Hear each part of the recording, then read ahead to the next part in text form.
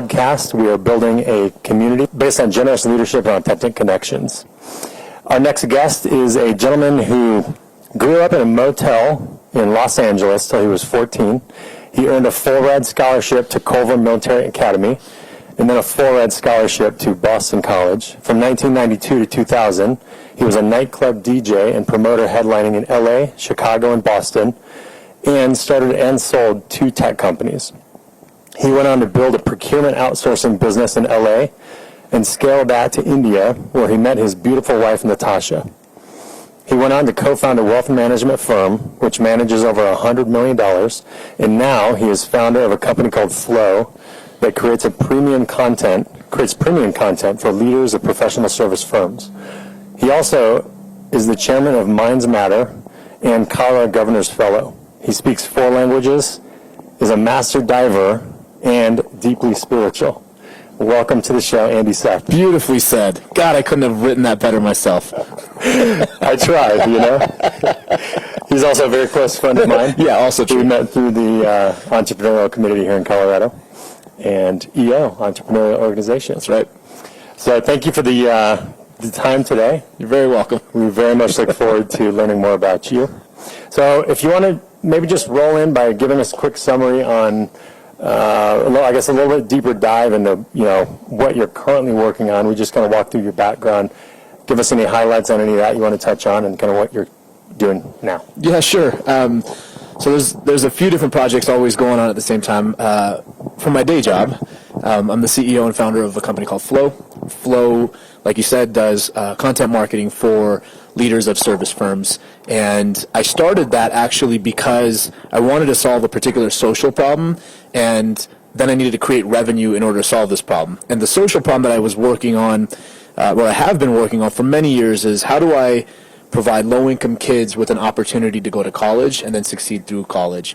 And that's where Minds Matter comes in. That's the nonprofit I'm now the chairman of, have been for the last 5 years, was the executive director there for 4 years prior to that, and the development director for 2 years, all as a volunteer. So I never got paid for any of this. But it was kind of the calling. And so I followed that calling and have been able to be a good vehicle for having that program expand. Over the 14 years, we've had 100% of those low-income kids, 100% of our graduates, go to college on scholarships.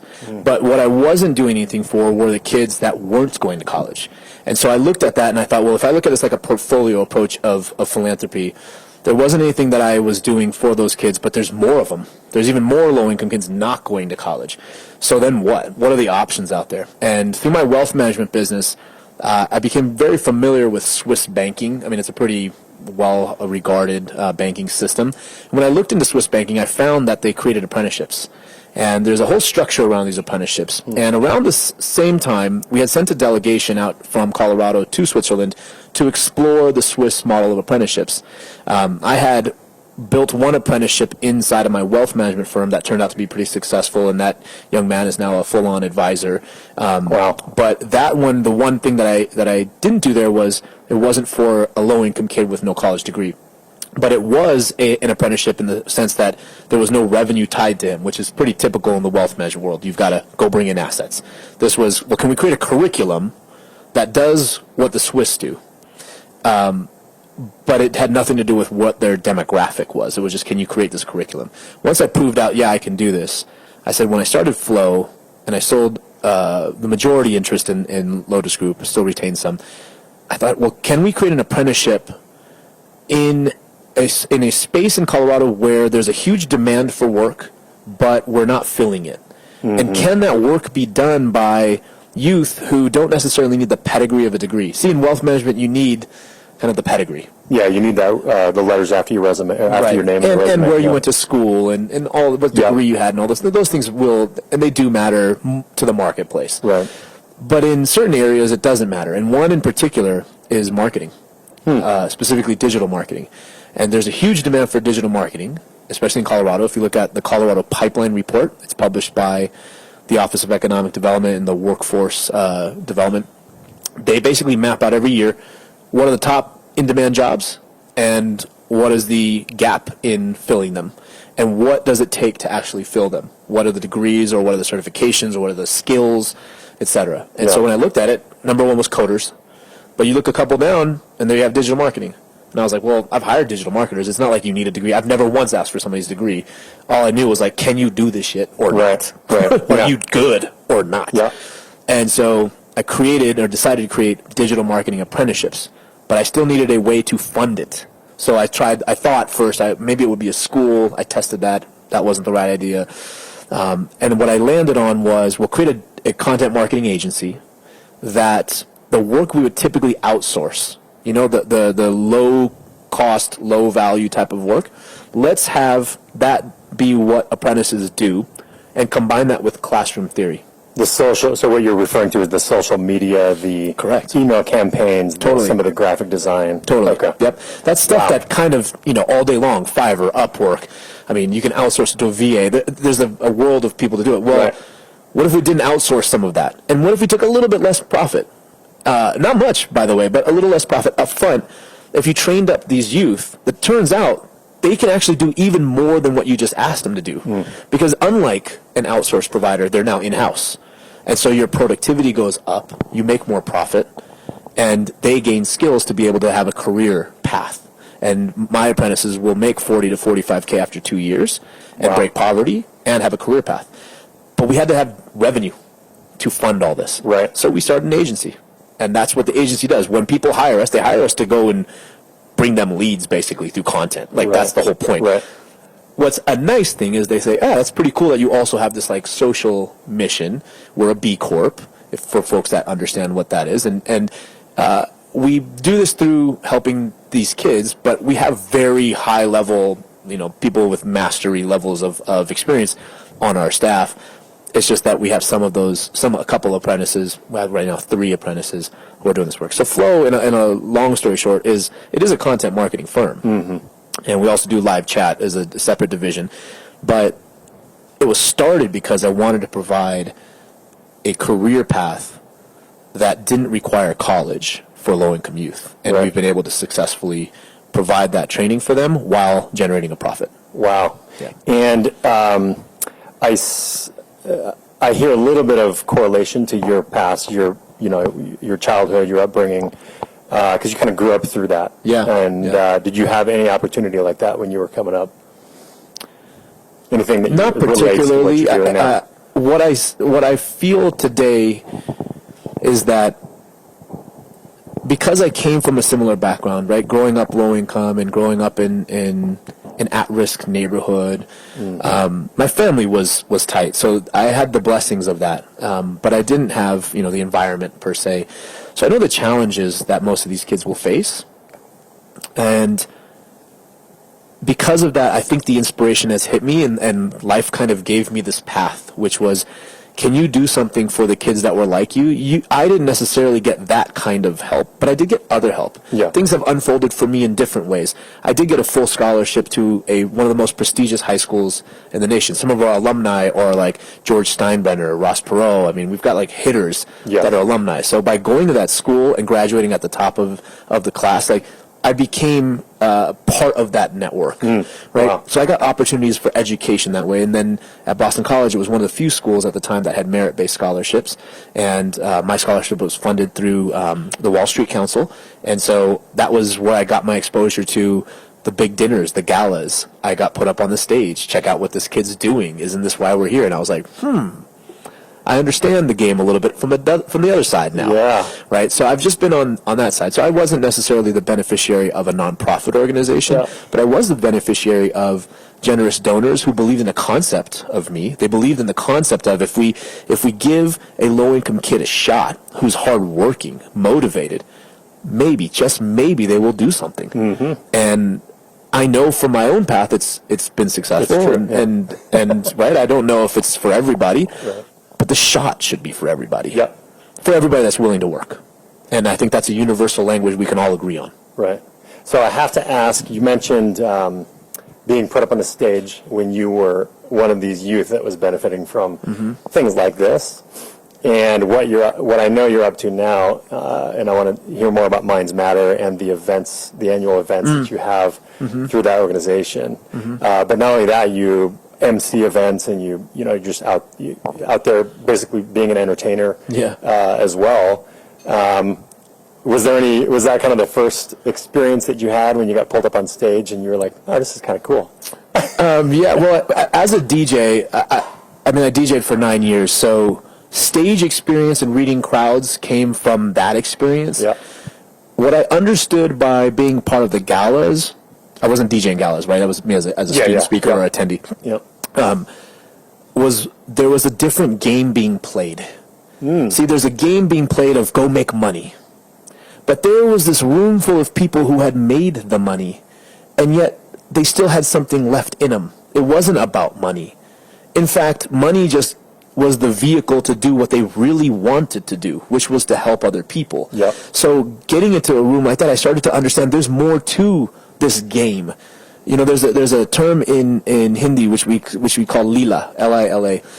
It can often be called God's Leela, and it's God's game. And we play the most brilliant game there is, the game of business. Yeah. But we also attach too much importance to the achievements of business and not what actually gives us some fulfillment. Here's a room full of people that got to earn their way to that place because of money. But that's not what they stopped at. They were there to provide themselves with fulfillment. How? By spending the money on something that mattered. Right? It's people say you can't buy happiness. Bullshit. Yes, you can. You buy it by giving it to others. Right. Yeah. You buy it through sponsorships. You buy it through donations. You buy it through sponsoring some of your employees who are volunteering. You absolutely can buy happiness. Mm-hmm. You're just not spending it on the right places if you're not getting that. Yeah. You might be getting pleasure, but you're not getting happiness. And that's what I saw in the room was this game isn't about material achievement. This game goes much deeper. That's really where a lot of my spirituality started to spark. Was there was already an answer in front of me, which is this has nothing to do with money. Yeah. Because they've already got it, and they're still here. Yeah, and I think we've all seen studies of how to live the most fulfilling life, it's about human connection, and it's about giving back. It's about generosity. Yeah, absolutely. And that's what you're getting at. Yeah, absolutely. So really, a lot of people like to say, well, so this is really about you, and it's selfish in terms of you giving and helping other people. 100%. Bring it on, yeah. Absolutely. Don't trap any of us in this Puritan bullshit about, well, if you give because it's going to help you, then that's not really altruistic. And? Yeah. What's the point? I'm at least doing it. Right. Yeah. For those that say it, that's an excuse to not do anything. To not do it. Right. Yeah. Well, guess what? Like, you're not going to have any of the things that fulfill because you're not even playing the game. Mm-hmm. You're not even on the field, and you're talking shit about the field. Right. Like, that's what we're debating? Right? Remember it was like Allen Iverson was like, practice? We're talking about practice? Like, that's what we're talking about is whether or not I get something out of it. Absolutely I get something out of it. That is the path. That is absolutely the journey one should be on, is to do things that bring fulfillment. So yes, I get something out of it. Does it help other people? Duh. Yeah. That's the intent. Yeah. Exactly. So talk more about Minds Matter, if you don't mind, and the events that I've attended several of them. That you are very well known in the community. Yeah. So Minds Matter, like I said, is a college prep mentoring organization. And over the last 14 years, we've had 100% of our kids go to college on rides. And we're now the first chapter, there's 14 chapters nationwide, we're the first chapter to expand to multiple sites. We actually, in Denver, have 3 different sites. Next year, we'll be going to Colorado Springs, year after that to Fort Collins, year after that probably to Aurora, year after that back maybe Grand Junction. But we have a 10-year plan. We're in year 2 of the 10 to expand statewide. And when I took on the development director role back then, I noticed that the majority of our revenue came from individual donations, and so that was a small group of people, and it came from grants, foundations.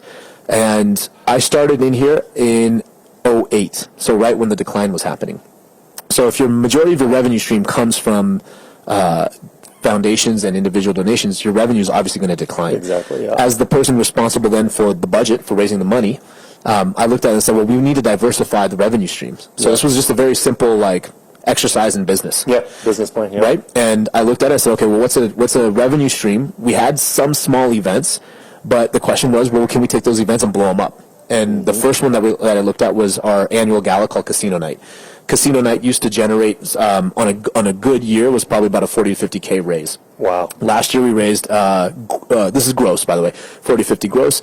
Last year we did 215. Oh my gosh. Wow. So a large jump. And that net is north of 150. So it's a fairly low cost event in that perspective. But it's a production. And what I know is, as a DJ, is that people are much more enthusiastic about being entertained than they are about being educated. And if you go to a typical gala, they're all about telling you what they're doing. Here's what we're doing. Here's why we're so good. Here's how we're helping you. Yes, that's all true. But for the love of God, make it fun. Yes. You know what I mean? Like, make this fun. Like, I'm at it. It's a night out. I'm getting dressed up. I'm paying money. Like, You're inviting your friends. Let's have a good time. Yeah. And so the DJ and me could not stand these galas because I would sit there like, I am not entertained, right? Like, I just could hear, are you not entertained? Right. I was like, no, I'm not. I'm literally not entertained. And been to 5 of these other events this year. And so you will get my standard check. Yeah. One of the areas I saw for opportunity for growth was to kill a silent auction. It just took too much effort to put together shit. It's just a bunch of, and it transactionally starts to trigger people like they're looking for deals. That's not what you want in an auction. Right. You want non-deals. You want irrational spending. Well, my background is a behavioral economist. That's what I studied in college. That's what I've applied as a wealth manager. Like, I still use behavioral psychology in doing content marketing, right? Like, this is what I'm good at. So when I looked at auctions, I said, well, how do you drive irrational spending? You drive irrational spending by creating a heightened level of emotions. How do you create the heightened level of emotions? Entertainment. Entertainment provides the ability to create that. So it wasn't just for having fun. I love to have fun, but it was also strategic. So I turned our auction into a production and got rid of who our auctioneer was. Not, and that's not probably a fair statement. He was good, but he was a cattle call auctioneer, one that you find throughout probably the state. Right. Yeah. And I said, I'll do it. And I had some confidence of being on a stage and holding a mic, but I thought, okay, I can do this. I brought in my DJ, who I've been mentoring for a number of years here, for about 8 years now. We created a show where we had different MIDI sound effects, cryo cannons that explode. A buddy of mine does Gaga and Bruno Mars's lighting, so I brought him in to conduct our light show. Wow. So I brought in my network, my crew, and said, like, how do we turn the actual auction into a performance? An event, performance. So it's not that you have to suffer through the auction to get to the good stuff. This is the good stuff. And there'll be even more entertainment later, but this is the peak, because if I peak you out here, you're going to give more than you came in thinking. And that is absolutely the feedback I get every time. Like, dude, I totally wasn't planning on spending that much, but damn, you got me. That's the point. That's the point. And so it's an otherwise useless skill that I have, but I get to use it for some good. And that's just felt like, again, that was, life kind of handed me that one. That came completely by accident. But once I started to be able to have the opportunity to auctioneer, I thought, okay, as long as it's a cause I believe in, I will do this for them. And so it's not the traditional, I'm not going to impersonate it. No, I couldn't either. That thing? Yeah, that thing. No clue. No clue. I have friends that do that. I don't know how they do I'm just a knucklehead on a mic. You know what I mean? Yeah, but zero cattle will come if I call them. That's great. That's great. So that's it. Yeah.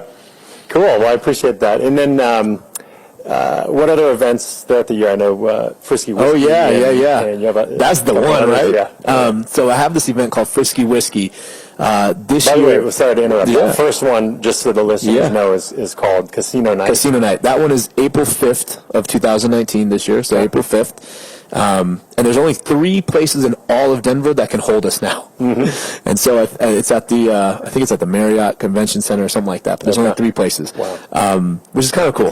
That is very cool. Frisky Whiskey is another event. This year in 2019 will be September, I think 14th or 15th, whatever that Saturday is.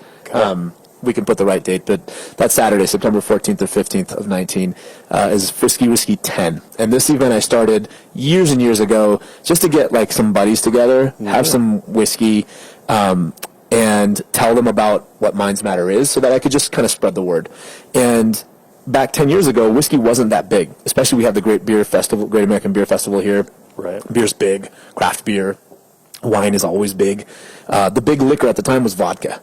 But I had some experience around whiskey with the Canlis restaurant in Seattle. The Canlis restaurant's 3 generations old. One of my best friends from high school is one of the Canlises, and they have a brother in Scotland who's a priest, and they used to hand walk back these Scotch bottles that were amazing, and people would buy in for grands and grands and grands to just taste an ounce. And I got to be a part of that, and I was like, how do I take that and bring it to Denver? Yeah. And so I brought one of the guys over. He's a Scotsman, and he kind of hosted the first Frisky Whiskey, and he did a tour of Scotland, all the different 5 regions, and here's the different scotches and why they taste different and all that. And my friends loved it, and that's how it was born. So it was just a few friends. And last year we took out the dairy block downtown, which you were at. Was amazing. That was like kind of blew my mind. Like this year I capped it at 150. There's more demand, but the whole point is always by invite. And I don't know. It's just like there's more people that want to come than I actually know. So I kind of need to figure this out. This is one of those, I'm resisting, but life is throwing it my way. Mm-hmm. So I just need to go with the flow here and at some point just open the doors. But we were able to take out the dairy block last year. And Frisky is reinvented every year. I never have the same anything other than there's going to be whiskey. But it's completely about an experience and entertainment, and like whiskey's underlying it. But it's definitely not like a pairing and tasting. Like it's nothing traditional. I only invite like one company in to bring a brand because then they get associated with the experience. Like to me, it's about the entertainment. And this is not a fundraiser, by the way. It's just you buy the ticket, you pay for whatever experience you want that night. But I never ask for money, as you know. I straight up don't ask for money. There is no way to donate money there. You can go to a website later if you want, but there's no way to donate money. The reason is, from a marketing perspective, there's top, middle, bottom of the funnel. Marketers know that you have to create awareness before you ask for money. But every nonprofit just goes for the jugular and is like, give us money. Right. I looked at it and said, I'll throw this own event off my own budget. I front the money. I'll donate 100% of the proceeds, which I do every year. But here, this is just for awareness. This is just what we're doing on this podcast at scale.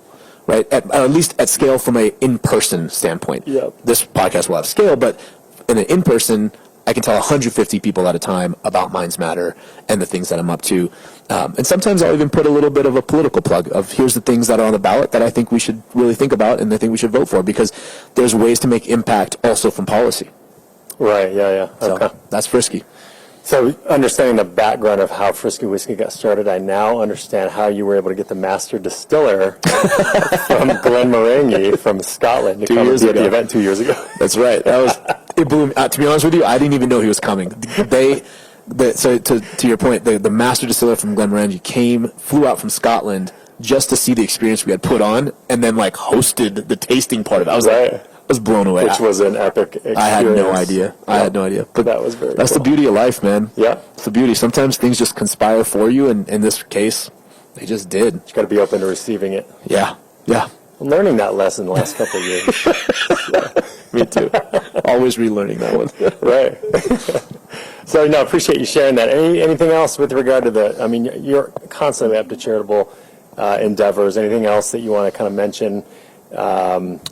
Any events tied to Minds Matter that I'm not mentioning? No, there's so many events, but I think... I know you have small invite-only gatherings throughout the year, and I know that we have a lot to cover today. So I think there's one project that I think your listeners could find useful, and I hope it would be useful. I wrote a book to answer a lot of the questions that people ask around how do I do well and do good. Mm-hmm. This is kind of the life's question for me, is how do I do them both? They shouldn't be, well, if I'm either going to go chase the money or I'm going to do good in life. Like, how can't we do both? And I think generally people's understanding and acceptance is, yes, one can, but then what? What are the tactics? And so I wrote a playbook. The book is called Juice. Juice is a street term for like street cred, respect, credibility. Mm-hmm. And the book is about a playbook for entrepreneurs to answer the question of how do I do well and do good. And I specifically aimed it at entrepreneurs because there's a unique skill set, which is that you've looked into the world, identified a problem, and found a way to create so much value in solving it that people will pay you for it. Well, similarly, we have social problems that need solving. And so entrepreneurs are well suited to identify what that problem is, find a solution that creates so much value, but the value this time isn't for you. The value, at least monetarily, the value is actually to whoever needs the service. Right. The value to you is the internal fulfillment. But what does that mean you can do? And so I broke this book down into all of the different tactics and that one can do, and I brought in a ton of great, just amazing leaders to share even snippets of their stories throughout the book, so that here's other people's examples. This isn't just like what I've done. This is actually, this isn't your opinion. This is real. This is what people have done who are ballers. People that you would look at and be like, oh shit, I want to get down like that. Yeah. How did they get there? That's one of the most often questions. Like, how did you get there? Yeah. Well, the answer is a little bit of like, well, I worked hard. I'm honest. I tried my best, but like, the universe also provided me some good stuff. Yeah. But what was the work hard piece? Mm-hmm. What did you do there? And so this is what I unpacked, and I put it into a book. It'll be released this year at some point, so whenever it is, it'd be great to be able to share that with folks. I think that if you are an entrepreneur, and even if you're not, I think the lessons in here will teach you very specifically, if I want to make an impact, what does that mean I do? Yeah. And how does that then actually impact other people? This is the answer to that question. Wow. So it's coming out sometime this year. Yeah. I know you're working through the final stages of editing. Yeah. I mean, editors are... I have one of my best friends from college editing the book, and she's wonderful, delightful. And, you still got to suffer through some of the, like, this doesn't make sense, Andy. Like, you need to rewrite this one. Yeah. So I'm doing a little bit of that. But we should be finished here within a couple weeks. And it'll be about 3 months before we go through publishing. Our publisher has a kind of a process. Very so cool. we should be close to around start of summer. Okay. Yeah. And then do you know yet where somebody wants to put that in their wish list right now? It'll be in Amazon. Amazon, okay. Yeah, Perfect. for sure. That's the easiest place. Look forward to reading that. Yeah. That's great. Cool. So I guess stepping more into, I want you to, have a great impact on, describing, or I want there to be an increase, I guess, is what I'm saying, for exposure for your charitable endeavors and your business endeavors in the book and everything. Talk to us more about Flow and what kind of companies are or people are customers, so we can help drive some new business your way. Yeah, it's service providers. So anybody in the service business whose expertise or name or face is kind of the brand. And that could sometimes be a singular leader, a founder. It can also be a leadership team. Okay. But where thought, expertise, thought leadership is the driver and the differentiator for the firm, then you need some way of becoming known for that. And so we have an entire strategy that we do for folks to completely elevate them above and beyond their competitors. In turn, that drives a tremendous amount of awareness. But awareness is only good if you convert that in business to revenue, right? That's a very pragmatic approach. If we can create enough content that gets you new opportunities, increase the demand, increase the number and the size of those opportunities, you will make more revenue than it costs to do it. This is a very simple business case. I don't love all the marketing that's like, we'll get you awareness. For what? For what? It needs to have a tangible benefit, not like awareness in and of itself is not a benefit. Awareness is a step towards some goal. And to me, this content marketing does that. It generates the kind of leads that service providers dream of. Service providers usually are completely dependent on personal networks. Well, as you and I both know, you can do all the coffees and events and dinners in the world, but man, you still tap. You still tap out. Yep. How do you get to the people that you don't know, but they know you? To me, that's kind of the answer is. It used to be it's not what you know, but who you know. Now it's, to me, not who you know, but who knows you. Who knows you, yeah. Who knows you. Yeah. This podcast may expose people to what we're doing, and they've never heard of me before. This is the point. Yeah. This is thought leadership. So how do you do this at a massive amount of scale? And I've put a team together that does that. That's great. And you and I were talking about this a few weeks ago over cocktails. Is if your business, what struck me, one of the things you said is, if your business is reliant upon personal relationships, is it better to promote whatever your company name is, or is it actually better to promote yourself? Yeah. In your name, which is typically the name that somebody wants to work with, right? Yeah. There's the answer is you want to get to a point where you have to promote both. But I believe, just based on my data, so it's not really a belief, it's just more like the data shows me that for every dollar you put in marketing towards a personal name versus your company name, there's a point at which the personal name will go a lot farther. You'll gain more reach, more awareness, more engagement, therefore more leads by marketing yourself, and then you use the cash flow from that to allocate more budget to the corporate marketing. Yep. And then you start pushing the corporate name, because at some point you do need to transition some of that equity over to your company. But in the meantime, you might as well have been making money to do that. But the mistake most people make is they go straight after corporate marketing because they want to completely not be associated with it and say, like, people are not hiring for me. Guess what, they are. Yep. And in fact, you completely use it, you're just not admitting it. So if you use it in your network, in your relationships, that's exactly what you're doing. They're hiring you for you. Even if your team is doing the work, they're hiring you. So once you just admit that, you can see very clearly that a dollar going into your corporate branding won't go as far as it does on your personal until a certain point. And then once you've reached a point, then you start to use some of that cash, like I said, and go over the corporate. There's a very interesting case that was done. This is from my wealth management days. An interesting case that was done where a company sold, and let's just say it sold for $10 million, and on the $10 million, they'd have to pay, taxes on that 10 as income, right? And there's some cap gains, whatever. But the actual founder had so much goodwill built in that the book value of the business was $7 million, and $3 million was kind of goodwill. Yeah. Well, what is goodwill? Goodwill is a lot of things, but it's often like just your reputation, and there's a premium to be paid for that. What you can do is actually separate out, in this case, the $3 million in goodwill in a separate entity, and that one, the cost basis, is all your own rep, right? So the cost basis on that gets taxed as capital gains, whereas the cost basis on the $7 million of that 10 gets taxed as income. And there was a case that had to be formed because this guy was the first to do it. He split out his reputation from his assets. Yeah. And had a lower tax consequence, but the buyer still paid $10 million. It made no difference to the buyer. Really? Why would it? Why would it? Yeah. It's $10 million, go for it. We're acquiring it all anyways. He just structured it differently. So to show you that there's actually even an exit benefit to building up your reputation, it's known as goodwill on a balance sheet. Right. There's a benefit there from a tax standpoint even that would completely pay for all of the work you would do to build it to begin with. Okay. Wow, that's great advice. How can people find you at Flow?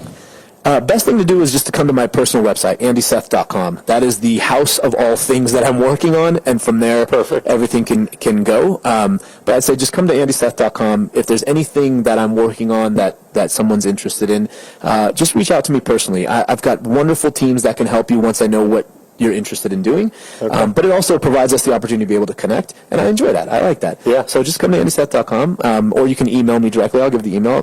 Just do andy@andyseth.com. Perfect. Okay. And speaking of you personally, I'm going to ask you a few rapid-fire questions. Okay.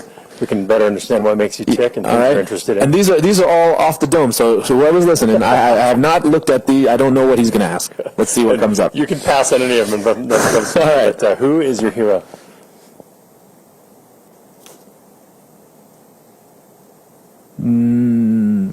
I have people I admire. My mom, certainly, and my uncle. Yeah. Hero feels dualistic. I believe we all have the same thing running through us, so I don't look at them as hero, and therefore I'm a what? A villain or a victim? You know what I'm saying? Yeah. Hero has a drama triangle connotation. I do. So I'm none of those. I just admire them. Beautiful. I love that. Thank you. Favorite news sources? News sources? Yeah. Where do you get your news? Favorite news sources? Or do you avoid news at all costs? No, not at all. I do have subscriptions, so I would say those are probably the primaries. I have subscriptions to Entrepreneur, Inc., GQ, Wired, and The Economist. Those pretty much round out the stuff that I'm mostly interested in. But I will say the source of most of my knowledge, which is different than the news, source of most of the knowledge comes through meditation. That is a whole different podcast we could enter into at some point, but the source of knowledge is a universal knowledge, and I know this can come off a little bit like foo-foo, but I don't mean that. I mean that there is a level of awareness that one gets with awareness comes the ability to take advantage of what is there. You can't get awareness unless you're exposed. And by looking at some of the more the spiritual path of gaining awareness, you have a greater level of understanding of what is in the world, not needing the news. The news just provides a wrapper around the understanding. So that's the current conversation. Correct. Yeah. Wow. So since you brought it up real quick, how often do you meditate? What are your meditative practices? I meditate every day. Recently, I've gone to it used to be 25 minutes twice a day to an hour and a half a day, but pretty much one sitting. Wow. And morning or evening? Or? Morning, but sometimes afternoon. And I'll also start, sometimes it's 0 minutes, but sometimes it's up to maybe, let's say, an hour and a half I just turn off the monitor, find a nice place to sit, and I'll sit in no thought. One of the keys that I've learned is our mind is constantly thinking. Meditation's idea is to put some pause on that. But if your mind is a tool, not really who you are, then you have to be able to set this tool down.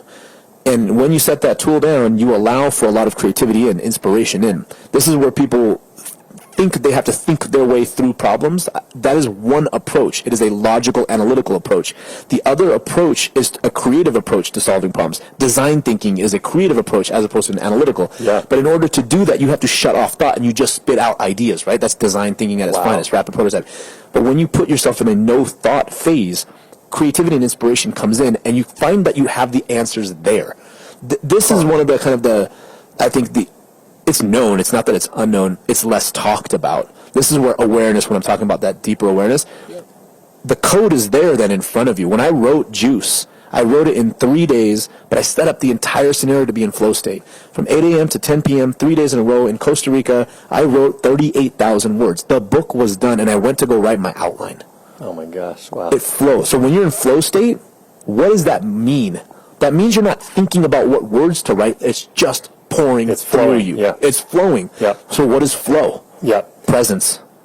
Wow. No thinking about this, thinking about that, but how do you create that? Meditation is the answer. That is literally the way you create that. So it's just a functional tool. It can also provide you with some spiritual guidance, but just from a functional standpoint, there's no greater tool to be able to put your own thoughts on hold, to concentrate, to have focus, to have willpower that you exert on yourself than meditation. Wow. And for the listeners that have never researched flow state, I encourage you to. It's very powerful stuff. A lot of high-endurance athletes Absolutely study this, talk about it. There are coaches out there that... high-endurance entrepreneurs, too. Entrepreneurs, yep. Exactly. Because isn't that the game we've got? Exactly, A lot of endurance. But when you're in flow state, we're not thinking about what hasn't been paid, what receivables we have, or what this thing that this teammate didn't do right. None of that's there. Yeah. We're just present, man. Yeah. And when we're present, we feel good about what we're doing. That's always the answer. It's not to be anxious about the future or worried about the past. Just be here. Cool. But that's freaking hard. That is very, very hard. So we need a tool to do it. Yeah. Nice. Thanks for sharing that. Yeah. Thanks for letting me ask that. Oh, good.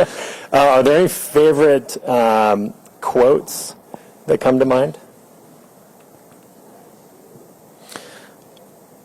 Many. My favorite one was from Joseph Conrad, and it was In the Heart of Darkness. If you read that back in high school, that's when I read it. He said this brilliant quote. It was Kurtz, the character, I believe. He said, "I never liked work. No man ever did. But I like what's in it, the chance to find yourself." Wow. And that's, I'd say, precisely what has happened for me. Cool. Work is work. Yeah. Sure, I enjoy playing the game.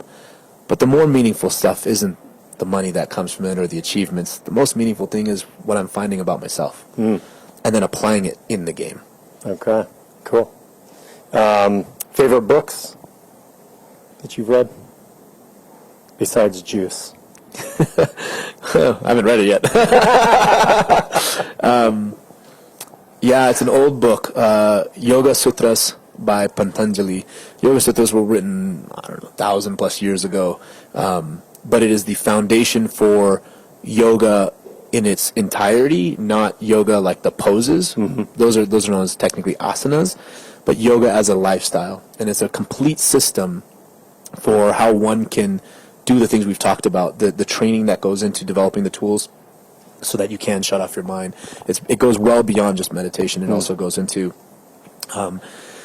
your daily practices and understanding of what's happening, categorizing here. When you feel like this is the category of what's occurring. So it did a great job of systematizing a lifestyle that leads to kind of the all levels of success, the internal and the material. Yeah, so that's probably the most impactful book there is for me. I got to check that out. That sounds amazing.